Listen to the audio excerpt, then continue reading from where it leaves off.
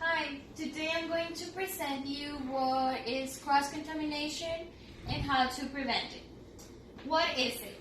It's a physical movement or transfer of harmful bacteria from one person, object, or place to another.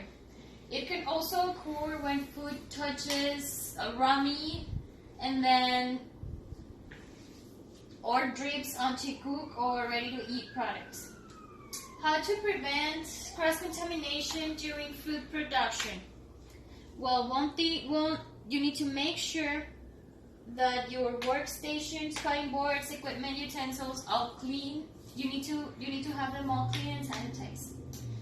One thing that you can do to make sure, this is for storage. You need to store in your fridge. This is the way you're gonna do it. Make sure your ready-to-eat foods are on the top of the fridge. Then the fruits and vegetables. After that, you can put the raw fish and shellfish. Then the raw beef, and at the bottom you can put the poultry. When prepping raw meat, seafood, and poultry at a different type of that RTE foods when using the same table.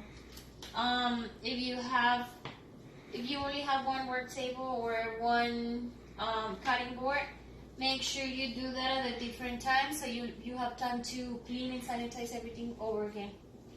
How to avoid cross-contamination during food production? First of all, this is a everyday thing. Never report to work if you feel ill. You need to shower regularly. I think everybody does that every day. And wash your hands often. And we need to do it now more than ever. Clean clothing. Never report to work in dirty clothes. If you can, you need to wear protective clothing when possible.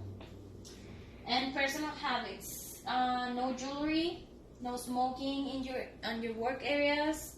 No gum chewing, and no fingernail polish. Why? Because you're using rings or earrings, you may drop them on the food, and that's a hazard. That's a hazard contamination.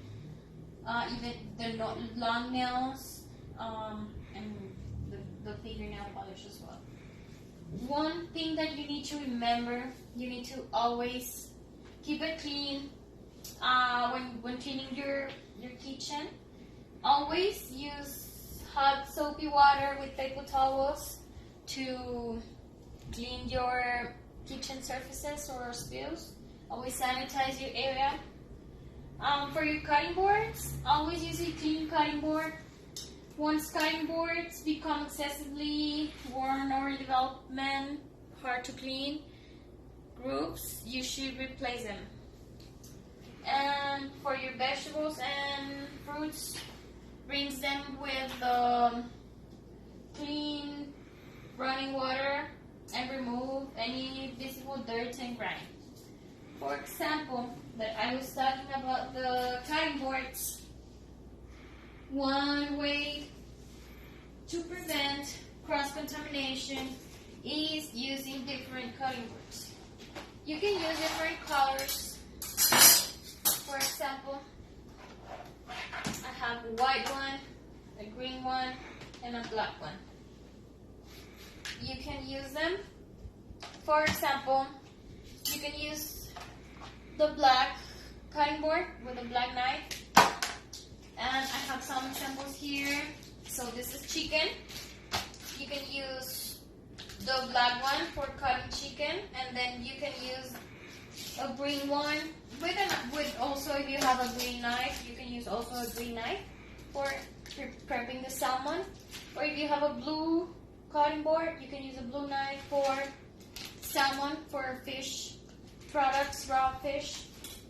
And then if you have meat, I can use meat, and also I have a white knife.